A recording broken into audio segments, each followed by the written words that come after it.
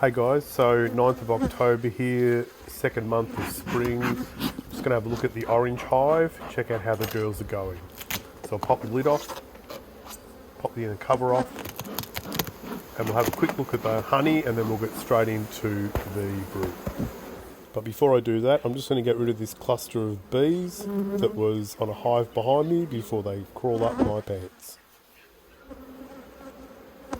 So this top box is mainly just honey from overwintering. We will take it off probably towards the end of the season, just depending on how long it takes for it to be capped and cured. Most of the frames are filled with nectar, and if not nectar, capped honey, so looking okay. We'll get this box off and we'll have a look at the rest of the hive. So it's a good amount of bees on the top of this queen excluder.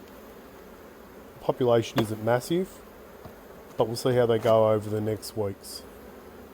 But wow, so look at that brood. 3-year-old queen, still laying out basically a solid pattern. Fantastic. So I'll shake this frame off, pop it aside, so we can get into the hive and have a look at the other frames.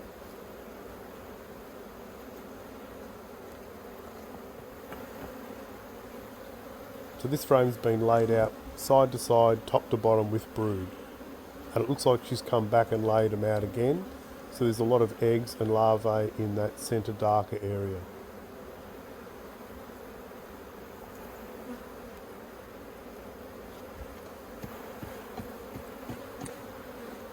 Now this frame here is a photocopy of the previous frame. Looks basically identical. Good pattern. I've noticed a little bit of bright white brood in some of the cells. Now that can be an indicator of chalk brood, which to me it does look like there's some chalk brood. Now chalk brood isn't a massive problem, not with a hive that's strong. Chalk brood is caused by a fungus called Ascosphaera apis, and it can sort of lay dormant and be brought on after a little bit of stress. So upon moving, or perhaps some cold weather, or lack of food. So it's definitely something that you should be aware of when you're checking your brood. But it's not going to kill a strong hive. Most of the things that go wrong with brood take out weak hives, so keep your hive strong and you should be okay. There's plenty of larvae in these frames. So we've got a queen, she's working hard, and the larvae looks good. It's relatively uniformed and it's nice and juicy.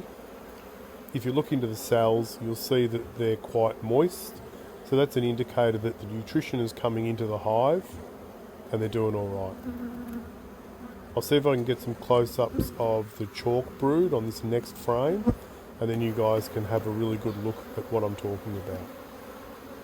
So good brood pattern, but you'll see that some of the larvae stands out as being bright white. So if we have a close look at that, you can see they're dried up in the bottom of the cells. And there's a few on this frame, but it's not riddled, so I'm not too concerned. Something to look out for though, in your own hives. In bad cases of chalk brood, you'll find the dead bees, bright white bees, on the outside of your hive on the landing board and also in the bottom of the box. Bees are pretty clean and they tend to pull them out of the cells and discard them, so that's something to look out for. Now this frame just basically looks like drawn out comb, but it's actually completely laid out with eggs. So the queen's probably down this end of the box somewhere. But yeah, very happy.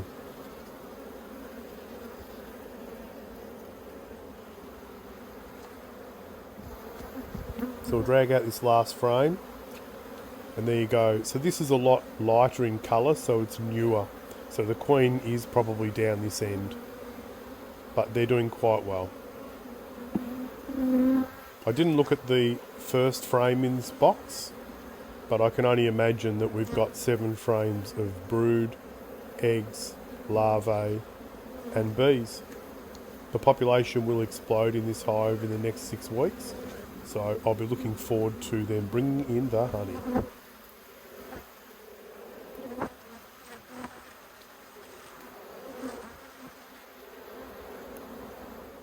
So I'll close this hive up. Thanks for watching, guys. If you want to see more of our videos, you can check out some of our playlists and subscribe. Thanks very much. I'll see you on the next one.